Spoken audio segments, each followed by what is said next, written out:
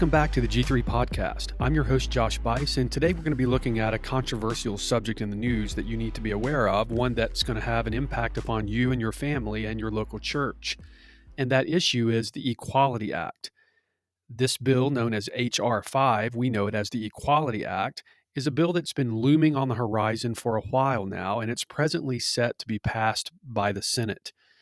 It was one of the promises that Joe Biden made during his campaign, and true to his word, he's pushing it through the approval process as we speak. Now, if this bill is passed, and if it's codified into U.S. law, it will leave an indelible mark upon our society. Now, the reason for this controversy is because it's going to be federal law, and it will have an impact on the whole of our nation. Now, this bill will update the Civil Rights Act of 1964 and will apply pressure on various spheres of our culture that has remained protected under religious freedom, specifically the Religious Freedom Restoration Act of 1993 to 1994. But we must not be fooled into thinking that this will not impact churches and private Christian schools at some level. In fact, it will have an impact upon the church in America. In this podcast today, I want to focus on one area of impact regarding the Equality Act.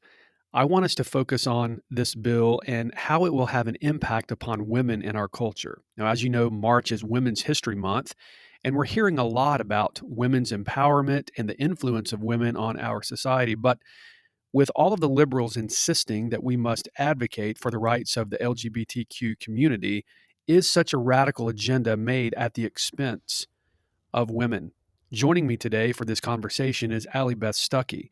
Allie is no stranger to the G3 community, but for those who might be new, she's an author, a speaker, a commentator, and the host of a great podcast known as Relatable, where she analyzes culture, news, and theology and politics from a Christian worldview. So, Allie, welcome back to the G3 podcast. Thank you so much for having me.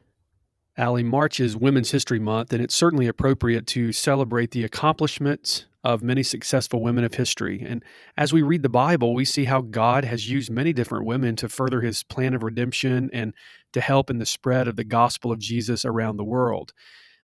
Allie, as we begin, I want to ask you a question. What women have impacted your life in the greatest way personally?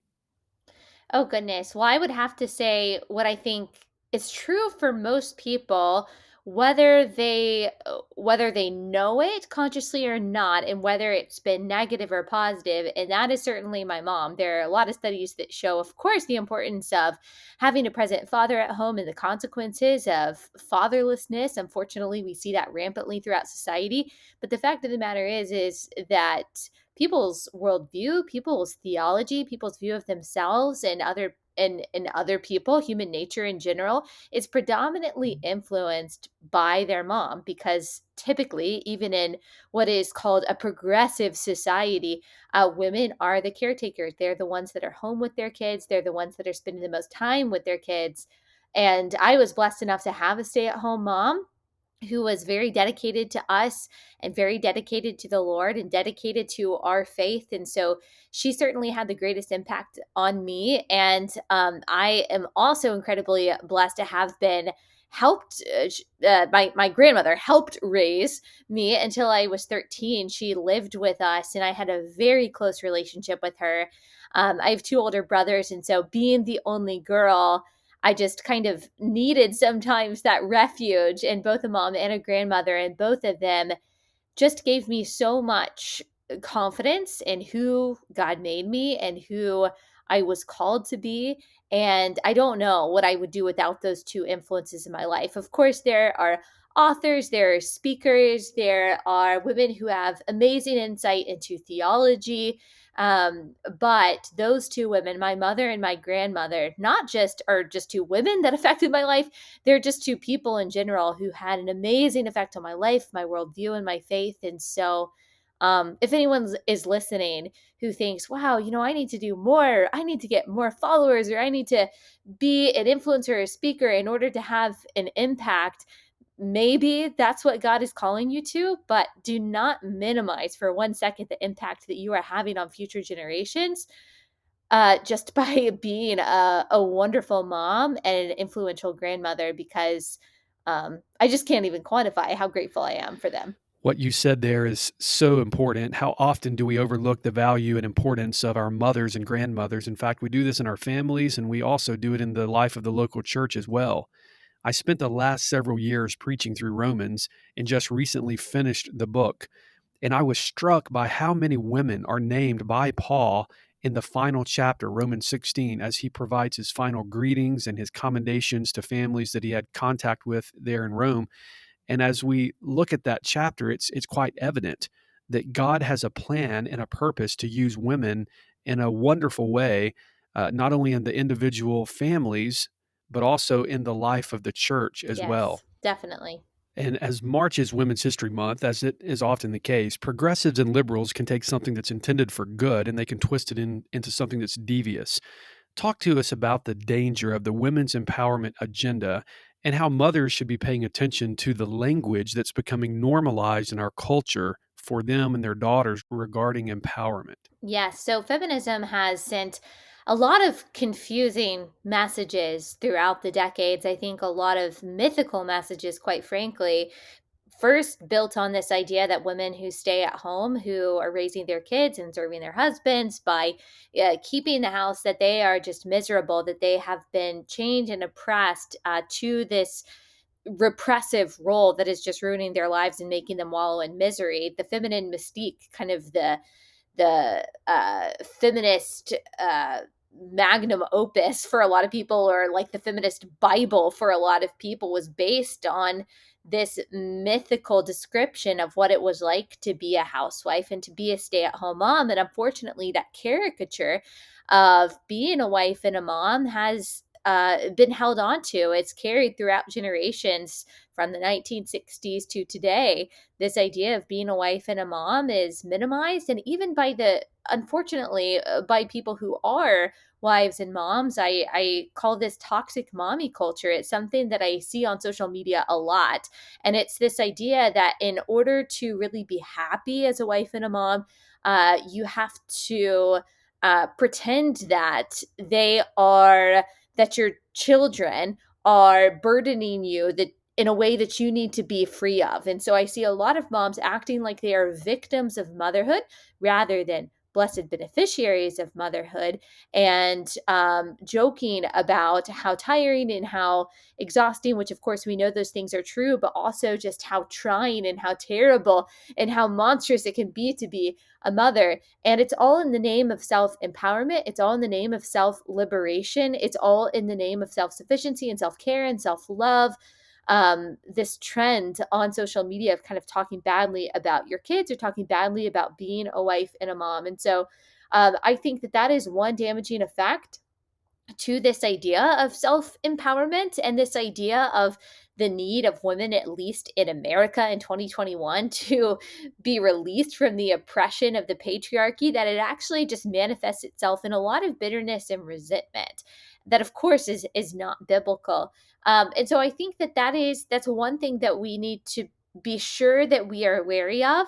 One thing that we need to push away from is this idea that women need to be liberated from being wives and moms. It's just not true. And also, this release girls from this kind of victim mentality that I think has become so posh for a lot of different identity groups and American politics. This idea that they have been trampled on by men or been trampled on by the patriarchy, and the only way that they can lift themselves up is through um, a kind of bitter grit that is going to help them become successful. Again, that kind of bitterness and resentment is not going to serve our girls well. It's going to create a lot of self-loathing and also loathing against other people, fellow image bearers who happen to be men. And so those are just two of the problems that I see in all of this. I think also one more that I wrote about in my book is this constant beating on the self-love drum. This idea that the key to happiness, the key to satisfaction, the key to fulfillment is just loving yourself more and doing what makes you happy. But the problem is the self can't be both the problem and the solution. Men and women, but I would say especially women, we deal with different kinds of comparison and insecurity and feeling inadequate. And we're told 100 times over again that all we have to do is feel good about ourselves and we'll be happy. But it's not working. We've been told that. for years. And the women are still depressed. We're still insecure. We're still finding ourselves miserable. We still feel like we're inadequate. And that's because we're looking in the wrong places for empowerment and fulfillment. They can't be found inside of ourselves. They can only be found in the God who created us. And so those are all, I think, damaging messages that can come from this. I think that the right way to look at something like Women's History Month is to say, wow, God, thank you so much for creating women with unique strength, with unique capabilities. Thank you for creating me, a woman.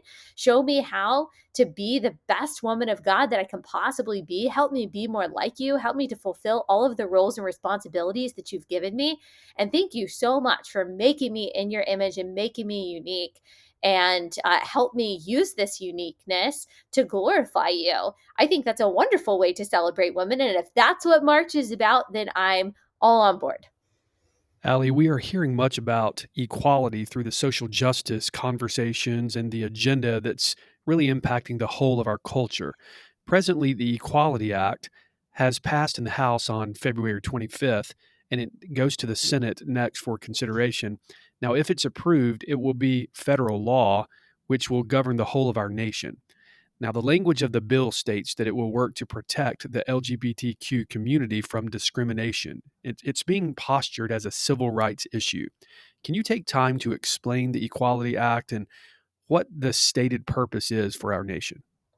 Yeah, so the Equality Act, like most bills that are written by Republicans or Democrats, they sound really good. And of course, that is purposeful. You give a bill a name that sounds inarguable, and then anyone who is against it stands against the title of the bill. So if I say, yeah, I'm against the Equality Act, then it's very easy for people to say, oh, then you're against equality, you're against equal rights, you're for discrimination, you're for institutionalized bigotry, whatever it is. Of course, that's a PR tactic. Both Republicans and Democrats do it. And that's true about this act. When they say Equality Act, they want you to think that you're just giving everyone rights. And I think most people, whether they're conservative or liberal, would say, yeah, everyone should have rights. Whether or not I agree with their lifestyle, we all believe that we are covered by that statement in the Declaration of Independence that we have been given certain unalienable rights, among them being life, liberty, and the pursuit of happiness. These rights were not given to us by the government. They're recognized by the Constitution, and therefore they cannot just be arbitrarily taken away. So, of course, we believe that for all different kinds of people, of all different kinds of belief systems and lifestyles in the United States. The complication comes in when you have two competing rights, or what seem like two competing rights anyway.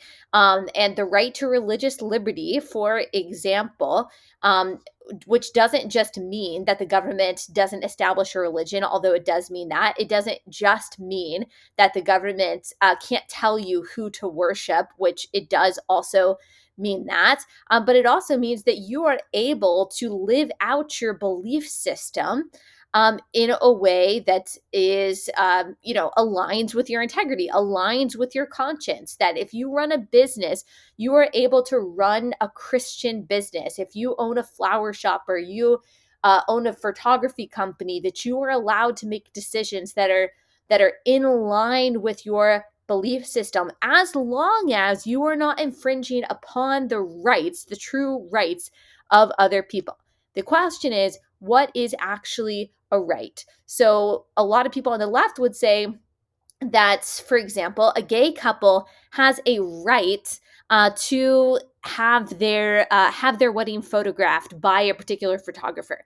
Whereas conservatives would say, well, no, that's not an enshrined right. We don't see that anywhere in the Constitution. It's hard to even imply that from anything in the Constitution.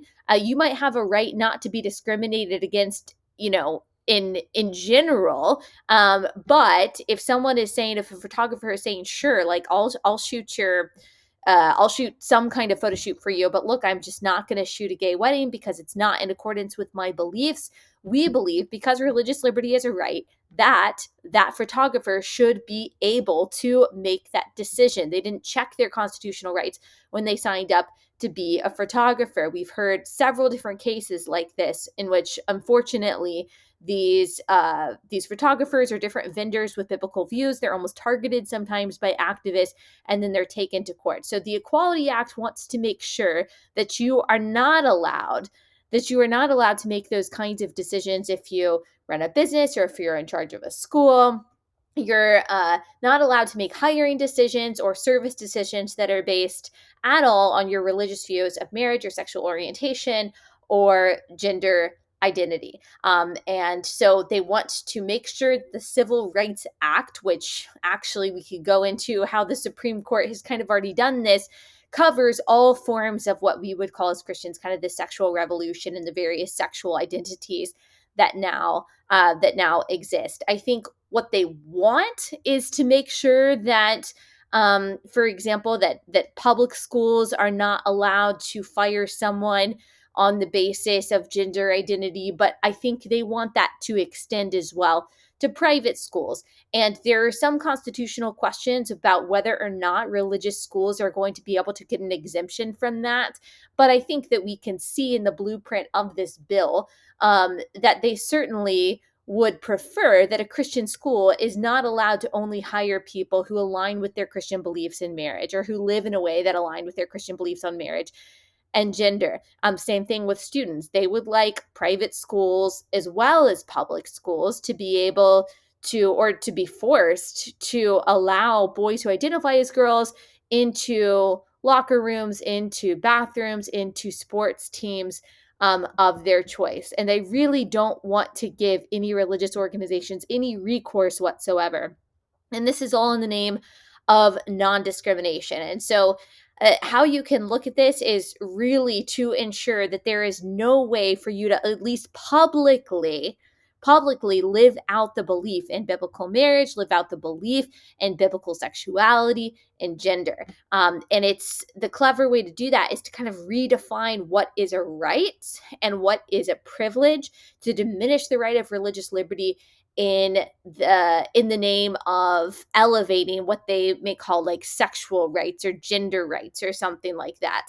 And I think we also see where the future could possibly go in different countries. I mean, we've seen this in Canada, we've seen it in the UK, we see legislation coming down the pipeline in Australia and in Scotland, where this is even affecting people's private lives, trying to police speech, trying to police like pronoun usage. There are already laws that have been tried to be passed in places like California that if you quote misgender someone, you could have to pay a fine. There are certainly laws around the world that are pushing for that kind of censorship.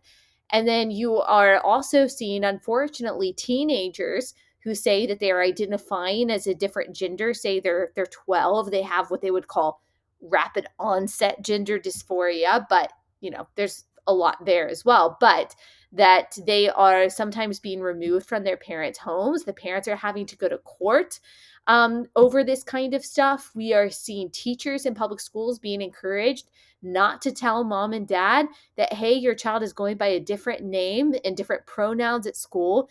In a variety of states, including Oregon in the United States, a young girl could walk into Planned Parenthood at the age of 15 without her parents' consent and say, I want testosterone and I want to transition into a boy. And Planned Parenthood has absolutely no obligation whatsoever to tell the parents. They don't need any consent or anything like that. So all of that is already happening. The Equality Act is just trying to enshrine it on a federal level, to try to diminish any authority that the church has, any authority that parents have, any authority that any kind of faith leaders have in the area of sexuality and gender.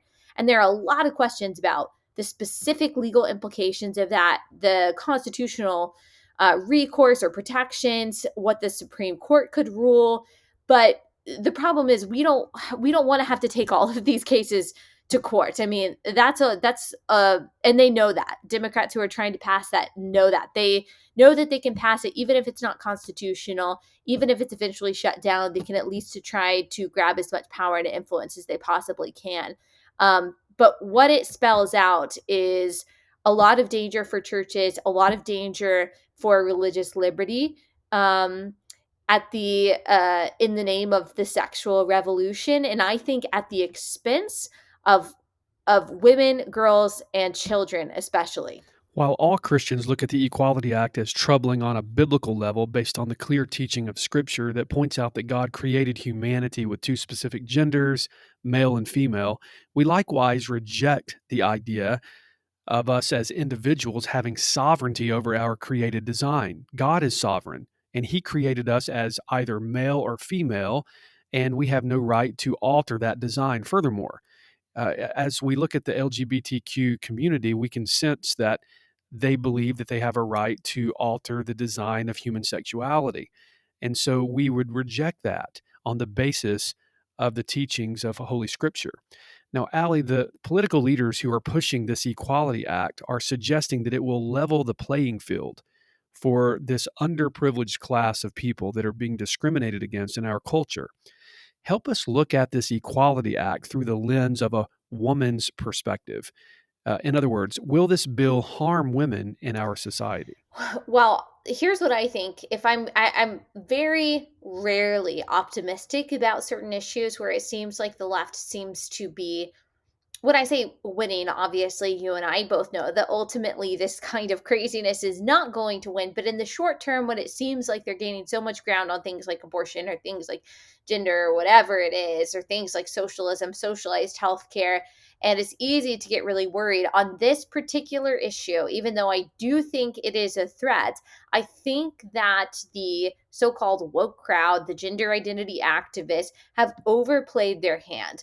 This is something that no matter your political leanings is really difficult to get behind. Sure, you can just say, that the statement transgender rights are human rights. That might sound good and you could accept that of course you believe that they are entitled to human rights that again are inherent given to us by God.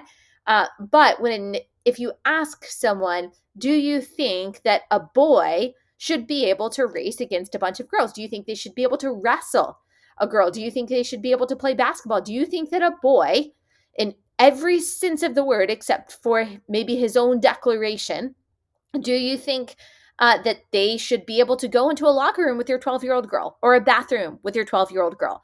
Most people, especially most parents, no matter their religion, no matter their political background, would say no. Heck no. And I would say that it's probably even more passionately no in countries other than America. I think tolerance of this kind of stuff and our fear of seeming intolerant about this kind of stuff has actually weakened us in a lot of areas that should be morally obvious. But I think that the activists have overplayed their hand. I saw the ACLU, they came out with these 5 so-called myths about transgender girls. I always get the terminology confused. So biological boys playing sports against girls. And they tried to bust these myths by saying, boys have no disadvantage over girls. They have no greater athletic ability. There is absolutely nothing wrong with this whatsoever. Of course, they didn't provide any citations, any scientific evidence, because everyone knows what we've always known for millennia, that boys have greater lung capacity, that they have greater bone density, greater anaerobic and aerobic capacity, they have greater muscle mass, they are usually taller, their brains work differently, even their level of competitiveness and aggression, they are just different. And a few months or a year of estrogen, it doesn't actually change that. That's just a scientific fact. And I have all the compassion in the world for people who struggle with real gender dysphoria, which is it's a real mental struggle that not a lot of people, that very few people actually really have. But that doesn't mean that at the expense of the confidence and competition and safety and protection of girls and women, that we need to normalize and then mainstream that kind of mental suffering that some people are going through, because we want to be progressive or because we want so-called equality.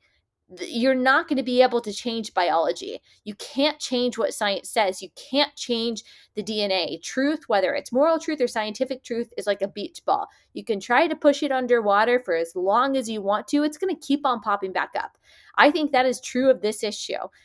Once we see that girls are being constantly looked over for scholarships, or that they are being seriously injured and unfortunately suffering concussions, which is something that we've already seen across the country. Once we see that they can no longer win competitions that they were winning the year before, I think that people are going to see from across the aisle, okay, this is crazy. This is crazy. People have I think that our capacity for crazy is reaching its limit, believe it or not, when it comes to this kind of stuff.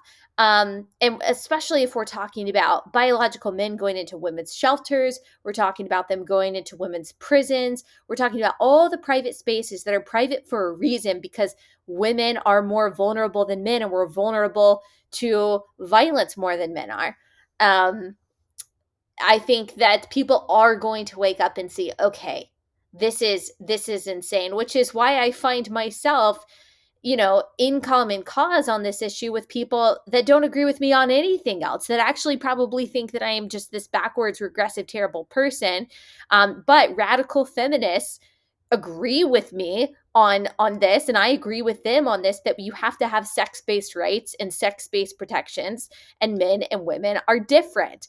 There are just too many contradictions in the transgender debate for most people to get on board with the madness that comes at the expense of the protection of girls. Yes, in fact, you mentioned the word insanity, and that's a great way to describe this bill.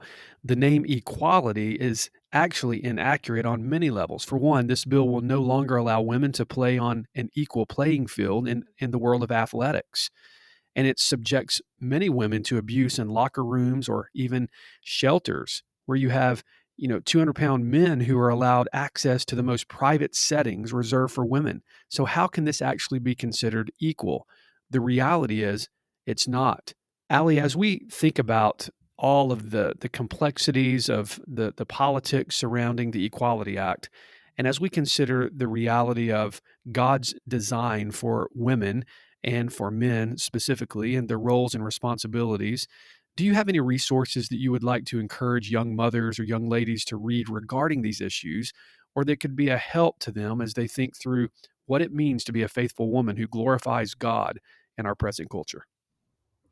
Yes, gosh, I have so many wonderful resources. I actually have a page on my website you can go to, alliebethstuckey.com, that I just have a list of a ton of resources. But one book that I've been recommending a lot recently is Love Thy Body by Nancy Piercy. Her work has had an incredibly positive impact on me, especially when it comes to thinking through things like this. I also think Ethics for a Brave New World by John Feinberg and Paul Feinberg is a wonderful reference book. I'm just warning you, it's a big book. It's not something that you read like a novel, but it talks about the biblical ethics surrounding things like homosexuality, birth control, IVF, and different things like that. Of course, I talk about a lot of these subjects on my podcast, Relatable. We've talked a lot about the sexual revolution. We've talked a lot and to a lot of people about transgender activism and the implications of all of that. I write about this from a more theological perspective in my book, You're Not Enough, and That's Okay. We talk about that this is the logical conclusion of godlessness, that when you no longer acknowledge a great moral lawgiver, you no longer acknowledge the supreme source of objective truth, that everything becomes arbitrary. When you exchange the God of Scripture for the God of self, then of course biology becomes something that doesn't really matter, and you get to decide based on your political and social whims what you want to be true, even when it comes to a biological fact like the gender binary of men and women. So those are just a few of the resources that I have read on this. But like I said, I do have a page. I have a page on my website about that. I have people on my podcast all the time. I've had Josh on my podcast, and they are typically very good people to follow about some of the crazy issues that are going on right now, especially this one. So yeah, I hope that's helpful. I'm always hoping to connect people who are hungry to learn to good resources, because thankfully there are a lot of very smart, very godly people talking about these issues right now. Well, Allie, thank you for joining us for this edition of the G3 podcast. Thank you so much, Josh. Well, thank you for joining us for this edition of the G3 podcast. We want to point you to our website. That's g3men.org. There you will be able to find archives of this very podcast, as well as other important resources and articles that are published on a weekly basis. You will also find information related to our upcoming G3 National Conference that's going to be held September the 30th through October the 2nd in Atlanta. This year's theme is Biblical Christology, and you'll want to join us for this exciting conference. You'll be able to find out information about the speakers as well as hotel properties on our website. We look forward to seeing you with us this coming fall for the conference, but also as you make plans, you'll want to make sure that you arrive on Tuesday if possible. That way you can take part in the pre-conference on September 29th. And you'll want to find out more details about that. We're going to be releasing that information very soon. Follow us on Instagram and Twitter and Facebook. You'll see those announcements as they are released over the next few days. May God bless you. Have a wonderful week, and we'll see you next week on the G3 podcast.